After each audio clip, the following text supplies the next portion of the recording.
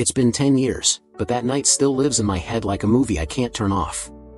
Every detail is sharp: the warm summer air, the smell of barbecue from the neighbor's yard, the faint hum of cicadas outside my window. I was 15, lying on my bed, pretending to do homework but really scrolling through my phone. That's when I heard her voice. "I'm going out," Emily said, standing in the doorway to my room. She was 17, my big sister, my built-in protector, the one who always looked out for me even when we argued. She had her favorite denim jacket draped over her shoulders, her hair tied in that loose ponytail that made her look older than she was. "Where are you going?" I asked, trying to sound casual. "Just meeting some friends. Don't tell Mom and Dad, okay? I'll be back in a couple of hours." She winked, like it was our little secret. I rolled my eyes. "Whatever. Just don't get grounded again." She laughed, that easy, carefree laugh that always filled the house. Then she was gone. I didn't know it then, but that was the last time I would ever hear her laugh like that. An hour passed. Then 2. By midnight, my parents were pacing. My mom tried calling her cell phone over and over. Straight to voicemail. My dad drove through the neighborhood, past the gas station, the park, the diner where her friends usually hung out. Nothing. By morning, the fear was thick enough to choke on. The police came, asking questions I didn't have answers to. What was she wearing? Who was she with? Did she seem upset? I tried to remember every detail, but my brain was foggy, my hands shaking. The first few days were chaos. Neighbors joined search parties, volunteers handed out flyers with her picture on every corner. I remember standing on the porch, watching strangers staple her face to telephone poles, her smile frozen in time. Weeks turned into months. Leads came and went: a girl who looked like her in a nearby town, a car seen parked by the old mill, rumors that she'd run away. Each tip gave us hope, only to crush it again. And then, silence. The calls stopped. The visits from the detectives slowed down until they stopped altogether. People went back to their lives. But we couldn't. Our house turned cold. Mom barely left her room, the blinds always drawn. Dad threw himself into work, pretending to be strong, but I heard him crying in the garage when he thought I was asleep. As for me, I stopped being a kid that night. Guilt settled in my chest like a stone I couldn't put down. I replayed our last conversation over and over, wondering if I'd begged her to stay, would she still be here? By the time I graduated high school, it felt like Emily was just gone. Not just missing, but erased. People stopped asking about her, stopped saying her name. But I never stopped hearing it. In my dreams. In the quiet moments. In the way Mom flinched every time a teenage girl walked past our house. 10 years. 10 birthdays without her. 10 Christmas mornings with an empty chair at the table. 10 years of asking what if and never getting an answer. And then, last night, when I'd finally stopped expecting anything to change, there was a knock at my door. It was close to midnight when I heard the knock. 3 sharp raps, quick and nervous, cutting through the quiet of my small apartment. At first, I thought I was imagining it. No one ever came to see me that late. I muted the TV and waited, holding my breath. Then came another knock, softer this time, but urgent, almost desperate. My stomach tightened. I walked to the door slowly, every step echoing in my head. "Who is it?" I called, trying to sound steady, though my voice cracked a little. Silence. Then, a shaky voice whispered, "It's me." I froze. For a second, I thought I'd lost my mind. That voice, it was impossible. It couldn't be her. She was gone. She'd been gone for 10 years. My hand trembled as I unlocked the door. And there she was. Emily. She looked different, older, thinner, her hair darker and tangled like it hadn't been brushed in weeks. Her cheeks were hollow, her eyes sunken, but they were still the same eyes I'd grown up with. For a moment, the world tilted. "Hi," she said, her voice barely above a whisper. I didn't think. I just grabbed her and pulled her close, holding her so tight I thought she might break. She was trembling in my arms, her body cold and fragile, but real. When I finally let go, I pulled her inside, shutting the door quickly behind us, like the outside world was a threat.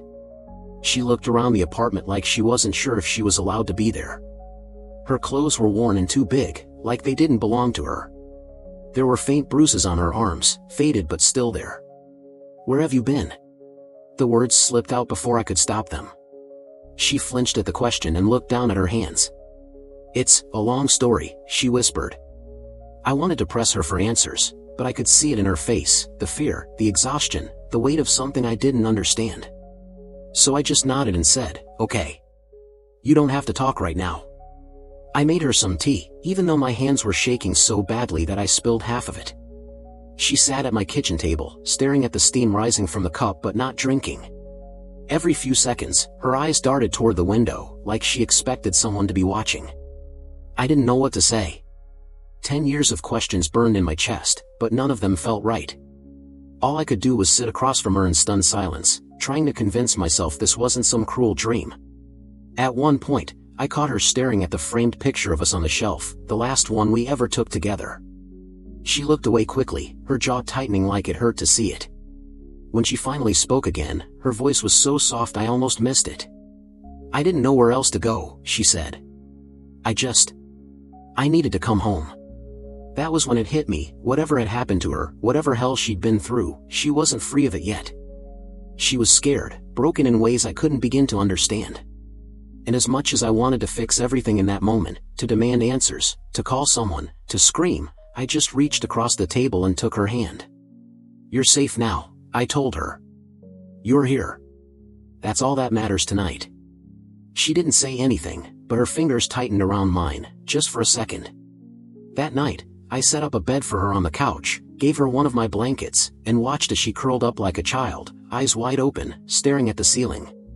I stayed up, too, sitting silently in the dark, afraid that if I closed my eyes, she'd be gone again. I didn't know it then, but that knock at midnight was just the beginning. The nightmare wasn't over. It had only changed shape. The first few days after Emily came back felt like living in a dream I didn't trust. She barely spoke. She slept most of the day, waking up in the middle of the night drenched in sweat, sometimes gasping like she'd been running. Other times she'd sit by the window, staring at the street, her eyes scanning every car that passed. I tried to give her space.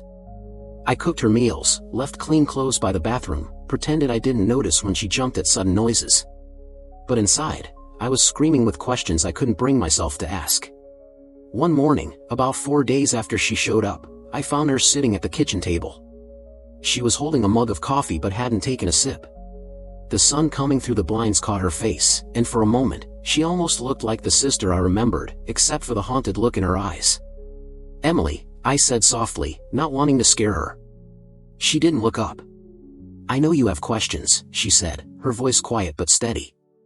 I don't know how to start." I sat down across from her. "Whenever you're ready," I said. "I'm here. I'll listen." There was a long silence, and then she finally lifted her eyes to mine. What I saw there made my stomach knot, fear, pain, and something darker, something I couldn't name. "I didn't leave," she said. "That night. I didn't just disappear. Someone took me." My chest tightened. I opened my mouth to speak, but nothing came out. She kept talking, her voice trembling but gaining strength with every word. She told me about that night, how a guy she thought was a friend of a friend offered her a ride home. She trusted him. She got in the car. And instead of taking her home, he drove past the city limits, out into the dark. "I thought it was a joke at first," she said. "I thought he'd turn around. But he didn't." Her hands trembled as she wrapped them tighter around the mug. By the time I realized what was happening, it was too late. I felt sick.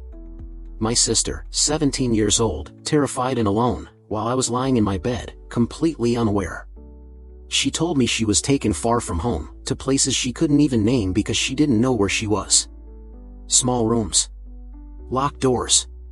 Men's voices she didn't recognize. Days that blurred into nights until time didn't mean anything anymore. "Sometimes they move me," she whispered. "Different houses, different towns." I stopped trying to figure out where I was. It didn't matter. Every place felt the same. Her voice cracked, but she didn't cry. Not once. It was like she'd run out of tears a long time ago. I wanted to reach across the table, to hold her, but I stayed frozen, afraid of breaking her fragile calm. "There were other girls," she said after a moment. Some younger than me. Some older. Some didn't make it. I swallowed hard, bile rising in my throat. And you know what's crazy, she continued. After a while, I stopped thinking about getting out. I just existed. Day to day. Minute to minute. Because if I let myself hope, it hurt too much. I couldn't breathe. The room felt too small, too quiet, the sound of my own heartbeat roaring in my ears. Then one day, she said, they just let me go. That was when I finally found my voice. What do you mean, they let you go? Why? She shook her head. I don't know. I don't think I was supposed to survive. I don't think I was supposed to tell anyone. But I found a way to get back. And I came here because I didn't know where else to go. Her hands finally stilled on the coffee mug.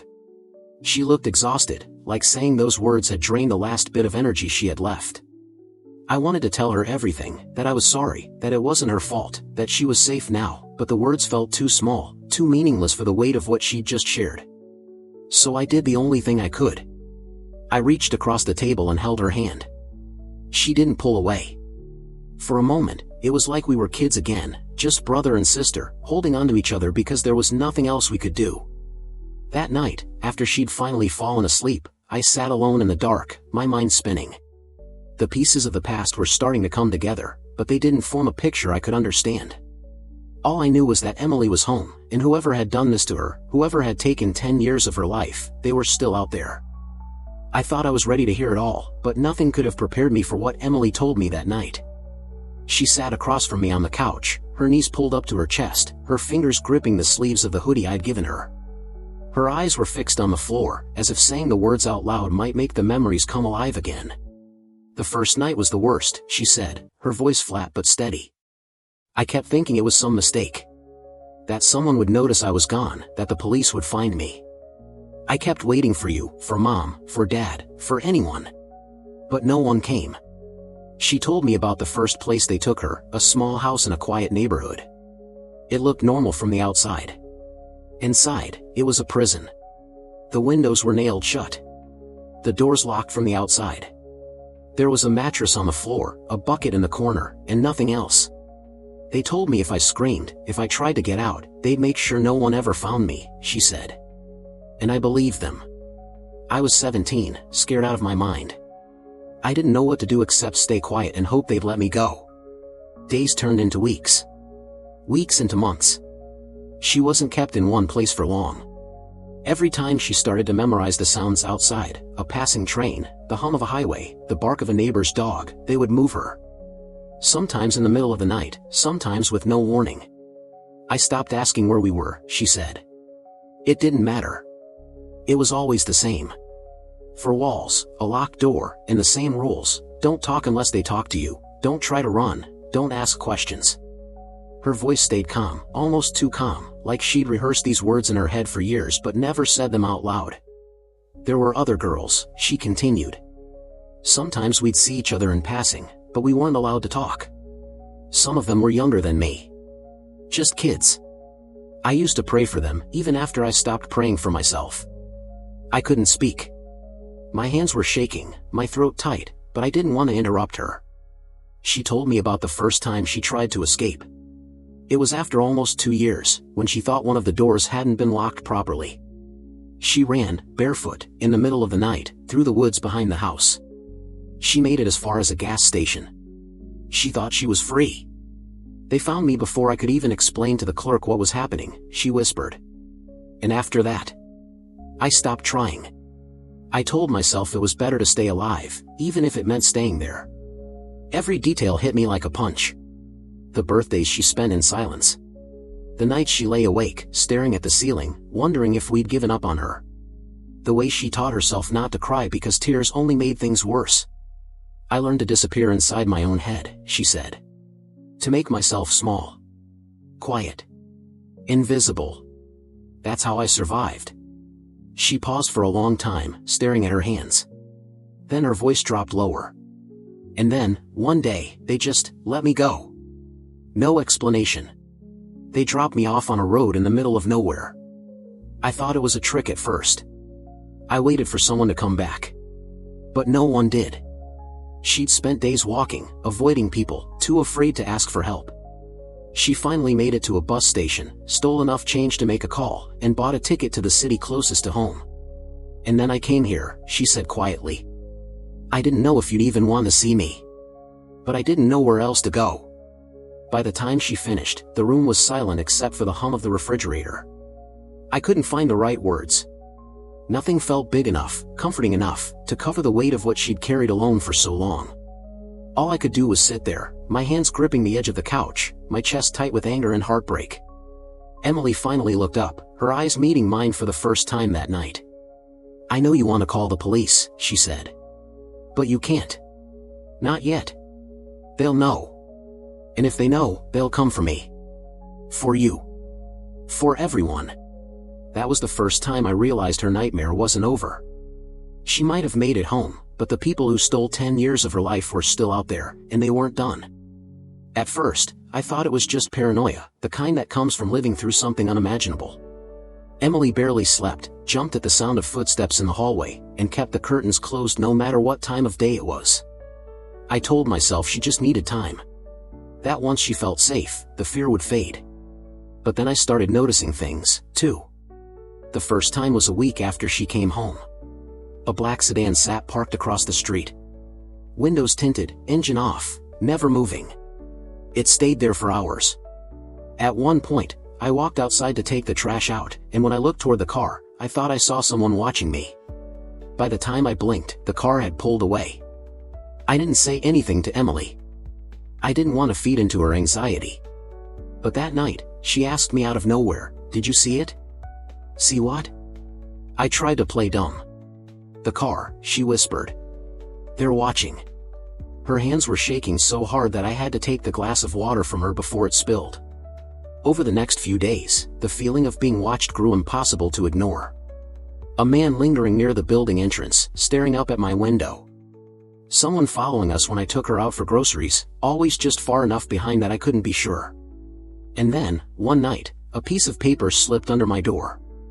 No name, no explanation. Just 2 words, written in neat black ink, "Stay quiet." I wanted to believe it was a prank. A sick coincidence. But Emily's face when she saw it, pale, terrified, like every drop of blood had drained from her body, told me otherwise. "They know where I am," she whispered. "I told you, they don't let people just walk away." I felt anger boiling in my chest, sharp and hot, but underneath it was something worse, helplessness. Whoever these people were, they had followed her home. They had found her here. I begged her to let me call the police. She shook her head violently, backing away like I'd threatened her. "No," she said. "You don't understand what they can do. If we go to the police now, they'll know. They'll come for you. For Mom. For everyone." That night, I barely slept. Every creak of the floorboards, every car passing outside sent my heart racing. I sat in the dark, a baseball bat clutched in my hands, waiting for something to happen. It didn't take long. A few days later, I came home from work to find the apartment door slightly open. Nothing inside had been taken, but I knew someone had been there. Emily sat frozen on the couch, her knees pulled to her chest, her face blank. "They left a message," she said, her voice distant, detached. On the kitchen counter was a single photograph. It was of me, taken from across the street, walking to my car. On the back, written in the same neat black ink, were the words, "Listen to her." I felt my stomach drop. That night, Emily finally told me what I'd been afraid to hear, that the people who took her weren't just criminals, they were connected, organized, the kind of people who didn't leave loose ends. She had spent years memorizing their faces, their routines, every detail she could, just in case she ever got the chance to get away. "They don't let people talk," she said. "And if they think I'm talking," she didn't finish the sentence. She didn't have to. For the first time since she came home, I realized something chilling. Bringing her here, into my home, into my life, hadn't made her safe. It had only made us both targets. I wanted to believe we could fight back, that we could outsmart whoever was watching us. But deep down, I knew the truth, we were being hunted. And the people in the shadows weren't going to stop until they got what they wanted. The night I finally learned the truth, the apartment felt heavier than usual, like the air itself knew something was coming. Emily had been quieter all day, avoiding eye contact, barely eating. Around midnight, I woke up and noticed her room was empty. The blanket I'd given her was tossed on the couch, the front door left slightly ajar. Panic ripped through me. I called her name, ran down the hallway, checked the parking lot, nothing.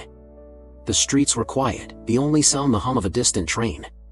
For a moment, I was back to that first night 10 years ago, standing in the driveway, screaming her name, begging for her to come home. An hour later, I heard the soft creak of the front door. She stepped inside, her hood pulled low over her face, her hands shaking. "Where were you?" I demanded, my voice sharper than I intended. "I had to meet someone," she said, her tone flat, almost mechanical. She sank onto the couch, burying her face in her hands. I sat across from her, my heart pounding.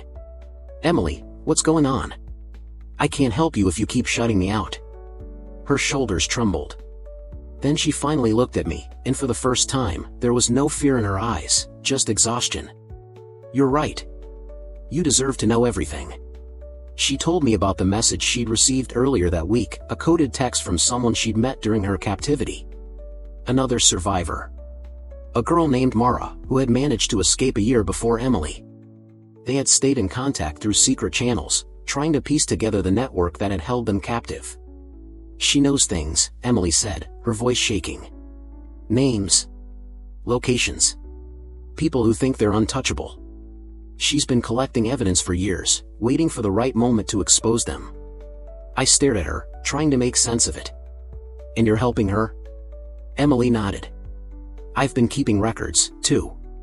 Everything I could remember, dates, places, faces. It's all written down. I even stole a phone from one of them before they let me go. It's old, but it has messages, photos, things that could take them down if someone listens." For a moment, I couldn't breathe. All those nights I'd seen her sitting by the window, clutching that old backpack she never let out of her sight, it wasn't just trauma. She'd been gathering pieces of a puzzle I didn't even know existed. "They're watching me because they know," she continued. "They know I didn't just disappear quietly. They know I came back with proof. And now they're waiting to see what I'll do." I felt the weight of her words settle like a stone in my chest. "So what now?" I asked quietly. Her eyes met mine, steady and determined. "We go to the FBI. Not the local police, they're compromised. Mara has a contact, someone she trusts. It's risky, but it's the only way this ends." I wanted to argue, to tell her it was too dangerous, that we should just run. But I saw the resolve in her face, the quiet strength of someone who had been broken and rebuilt herself from the ashes. That night, she showed me everything. The old phone, cracked and faded but still working. Notebooks filled with dates, times, initials. Locations she'd memorized. Faces she could never forget. As I flipped through the pages, the reality of what she'd been through, what she'd survived, hit me all over again. And for the first time since she came home, I understood, Emily hadn't come back to hide. She'd come back to fight. When I finally looked up, she was watching me, her hands clenched in her lap. "You don't have to be part of this," she said quietly. "If you want me to leave, I will. I won't drag you down with me." I shook my head. "You're not doing this alone," I said. "Not anymore. If they're coming for you, they'll have to go through me first." For a second, her lips trembled, like she wanted to argue, like she didn't want to let herself hope, but then she just nodded, a single tear sliding down her cheek. In that moment, sitting in the dim light of my living room, surrounded by years of pain and evidence, I realized something. The girl who had vanished 10 years ago was gone. In her place was someone stronger, someone who had survived hell and was ready to burn it all down. And I knew, deep in my bones, that whatever happened next, there was no turning back. Life after that night became a strange mix of relief and unease. Having Emily back felt like a miracle, one I still thank God for every single day, but it also came with shadows that never really went away. She moved into the guest room at my house, and in those first weeks, I tried to make everything as normal as possible. I cooked her favorite meals, left little notes on the fridge, even bought the same brand of cereal we used to eat as kids. But normal didn't come easily. Some mornings, I'd find her sitting in the kitchen before sunrise, a cup of untouched coffee in her hands, staring out the window. She never said much about what she saw in those moments, but I could guess. I learned not to push. Instead, I'd sit quietly across from her, just to let her know she wasn't alone anymore. The police eventually closed her case. Too many unanswered questions, too many people involved to ever tie it up neatly. They said we should just focus on moving forward, but how do you move forward from something like that? For Emily, healing was slow. She didn't want therapy at first, she didn't trust anyone, and who could blame her? But little by little, she started talking to a counselor, and that's when the weight she'd been carrying began to lift, even just a little. Despite the darkness, there were moments of pure light. Like the first time she came with me to Mom's grave. She knelt down, her hand trembling as she placed a single white rose on the stone, and whispered, "I'm sorry I couldn't come home sooner, Mom." I stood there, holding my breath, feeling like I was intruding on something sacred. Then there was the night we ordered takeout and sat on the living room floor, laughing until our stomachs hurt because the delivery guy had mixed up our order. For a brief moment, it felt like we were teenagers again, arguing about who got the bigger slice of pizza. Those little pieces of normal life meant more than either of us could put into words. But there were also setbacks. Crowded places made her nervous. A car backfiring on the street would make her flinch. Once, when someone knocked on the door unexpectedly, she froze in the middle of the hallway, her face pale, her body stiff like she was bracing for something terrible. It broke my heart, but I understood, some scars don't fade, no matter how much time passes. I learned to celebrate the small victories, the day she applied for a job at the bookstore downtown, the first time she took the bus by herself, the evening she told me she'd like to try taking a class at the community college. Each step felt like proof that, even though the past had stolen so much, it hadn't stolen her completely. Still, our relationship had changed. We were siblings, but also something more, survivors of the same story, forever bound by what we'd lost and what we'd fought to find again. I wanted to protect her from everything, but I also knew I had to let her breathe, to let her figure out who she wanted to be now. One night, months after she'd come home, we sat on the porch under the soft glow of the old porch light. The air was cool, and the street was quiet. She turned to me and said, "I don't think I'll ever be the person I was before." Her voice didn't tremble, it was steady, certain. "You don't have to be," I told her. "You just have to be you. Right here, right now. And that's enough." She smiled, a small, tired smile, but real. And in that moment, I realized something important. The past would always be part of us, but it didn't have to define every tomorrow. It's been 2 years now. Emily has her own apartment across town, a job she loves, and a tiny orange cat she named Pumpkin. We talk every day, and she comes over for dinner at least once a week. There are still hard days, days when the memories sneak up and pull her under, but she's learning to swim through them. As for me, I've stopped waiting for the other shoe to drop. I've stopped jumping every time the phone rings late at night. Life will never be exactly what it was before that terrible night, but maybe that's okay. Because even in all the pain, we found something unbreakable, a bond stronger than fear, stronger than time. Sometimes, when I'm alone in the house, I'll catch myself thinking back to that knock on the door. To the way my heart pounded, to the disbelief in my chest as I opened it and saw her standing there. 10 years gone, but somehow still my sister. That memory reminds me every single day that miracles can happen, even when you've stopped believing in them. And maybe that's what our new life is. Not perfect, not simple, but ours. A life built on second chances, quiet strength, and the unshakable truth that no matter how far apart we were, love brought her back home.